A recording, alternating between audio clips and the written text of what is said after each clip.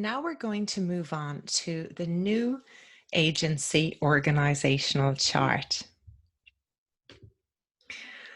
The old organizational chart is completely outdated. Did you ever meet someone who tells you their business title and you are none the wiser as it is to what they actually do in their job?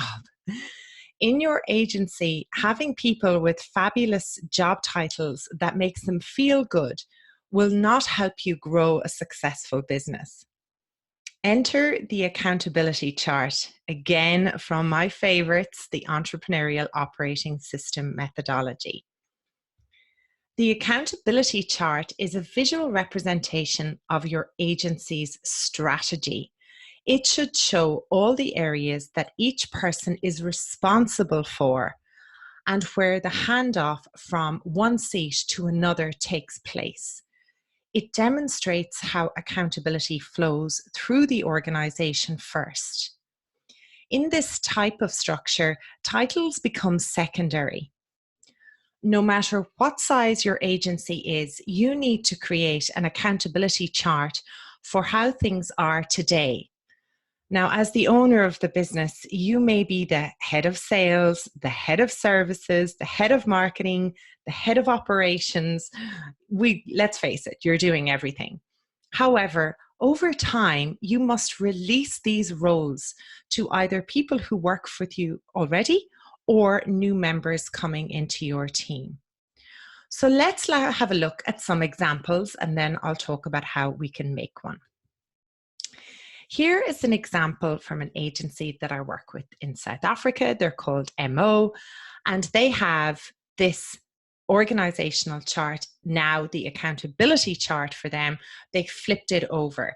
So what you do is you find out if your employee's current position in your agency matches their skill set. Now, you can refer to an accountability chart to make sure that this happens. In an agency, there are 4 major areas to cover: sales and marketing, operations, which services, and then finance, kind of HR, that side of things. So once you have the 4 areas covered, like every great organization generally has another function. You're the visionary of the business, and then you have an integrator, the person who harmoniously integrates the 3 main functions of your agency. There's also another, the other function is the visionary. So you're the owner, you've come up with the ideas, then you have the integrator, and then you have the person who's delivering across the 4 main areas. The integrator is very detailed and organized. You can't have 2 visionaries doing this. They have to run the daily operations of the business. Meanwhile, the visionary is the one with the big ideas. They are usually very creative and have the big relationships throughout the community.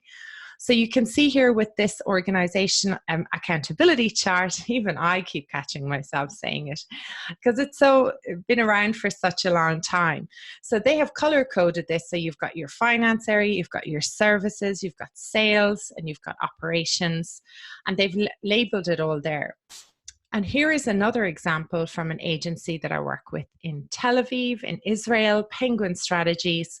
And they have their visionary and CEO is the main person. And then he has integrators that are throughout the business. So finance and operations, service delivery, account management, sales, and marketing. He's developed another one there. So let's look at how you actually create one. Your first step is to list out all the high-level tasks that keep your agency running. For example, delivering retainers, web development, account management. Even if your agency is small, you can do this together as actually a team, or if you have a leadership team, ask them to come in and sit down and write it all down together. So you may as just well get Post-it notes if it's you and the leadership team, or if you're a small agency, bring everyone in together. Get Post-it notes and get everyone to write down all the high-level tasks that they do. Obviously, when it comes to account management, you're not going to be writing down the smaller details of we email the client, we call the client, etc. You will actually just group the high levels down. Make a list of everything you can possibly think that has to happen at a leadership team level. The list doesn't include things like I said, social posts, but you get the gist. You've got to have like a content marketing audit is something that is a high level responsibility. So once you have the list done, for every item on the list, you have three options. You're either going to keep it, kill it, or combine it. Write all of the responsibilities you thought about up on a whiteboard or on the post-it notes. You can stick them up and then you can move them around. And then do one of the following. If you're either keeping it, it stays. This is a high-level responsibility that someone in your team has to be accountable for. You're going to kill it. This is goodbye. This must go, as it's probably not high level enough. And if that case, write it down for review later. This could be assigned to somebody, an employee within another department, or you could outsource it. So this is now thinking just about the leadership team. This is how you start. And then you roll this down to each of the individual team members. You're going to combine it. This item is similar enough to another item on your list and can be combined with another responsibility. So once you start with the leadership, then you roll down and go into the individual roles. What do you expect an account manager to do? What do you expect a web developer to do? What are their roles and responsibilities? Once you build a solid accountability chart, you have to begin with dedicating yourself to the idea that drives it. If more than one person is responsible for something, then no one is responsible. It really is a simple concept. But as far as the leadership concerned, you have to decide who is responsible for each area of your business and own it, because you're going to actually get, not only with the role and responsibilities, a number. And those numbers you are responsible for, and they will be looked at every week. You've got to hash out who owns the final responsibilities. Now, no person on your team should really have more than 3-5 kind of responsibilities. Less than that means that the team might be too big. More than that means that one person is going to be over capacity.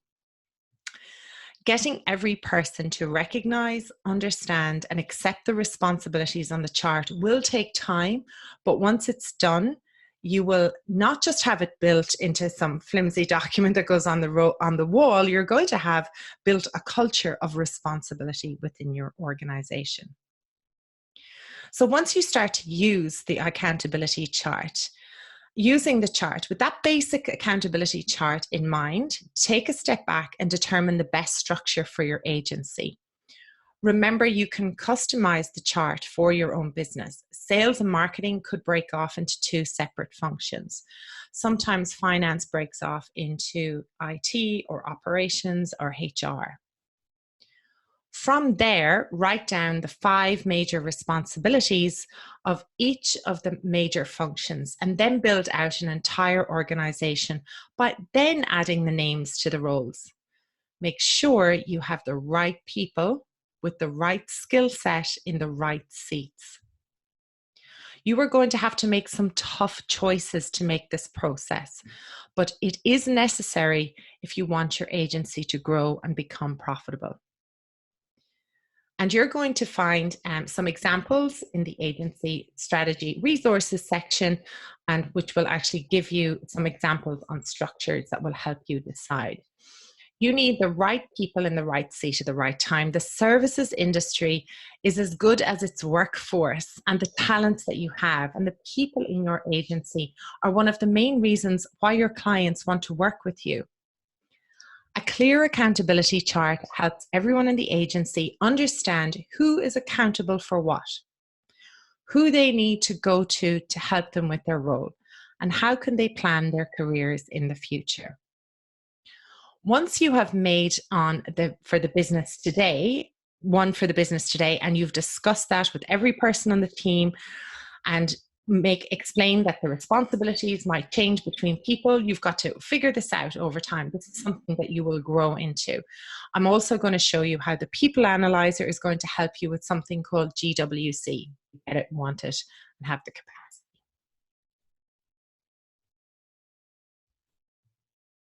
Let's move on to that right now.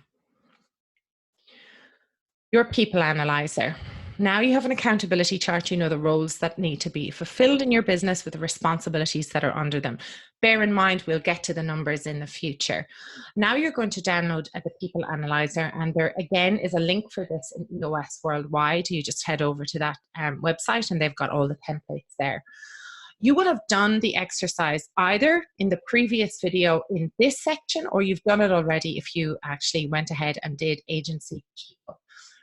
You're going to have all of your core values for your business, and you have to write those down. You have to write down the team members. Now, I've been through a couple of iterations for this where you will have a plus or a minus. Somebody says that they do demonstrate more or less what they say they're going to do when they say they're going to do it. So do they demonstrate that? These are values that this company has. This is just an example. So we could put in Jack. Is Jack happy to help? Most of the time, or some of the time, or is it neutral? Now, some agencies I work with have chosen to use a number. They go 5 out of 10, 5 out of 5. It's like, yep, 5 out of 5, he's happy to help, or 4 out of 5, not always. So you start to get a feel for, are they aligned with your core values? This is really important. You can also look at if they exceed expectations. That's something you can consider. And then the next part is, in the current job that they're in, there's only 3 things that somebody can actually be with this DWC. They either get it, and they want it, and they have the capacity to do it. So let's break this down into an example. You might have Jack is on the web development team, and he's really passionate about web development, but he's not very good at it. So he might have done a couple of courses, but he's just okay. So in this particular instance, Jack really wants it, but he doesn't have the capacity to do it. And he might not totally get it either. So you've got to look at, well, could we put, Jack into creating templates that we could sell on a marketplace, because he's really good at doing small jobs, or he could do small projects, or we could get him doing ad hoc business. So this is a very important thing to look at for the People Analyzer. That combined with your accountability chart, and I'm going to put videos in, more videos, more explanation about how these work, and these are vital to get right in your agency. So thanks for watching this video, and I hope you have a great time building out your own accountability chart and your own People Analyzer. Enjoy.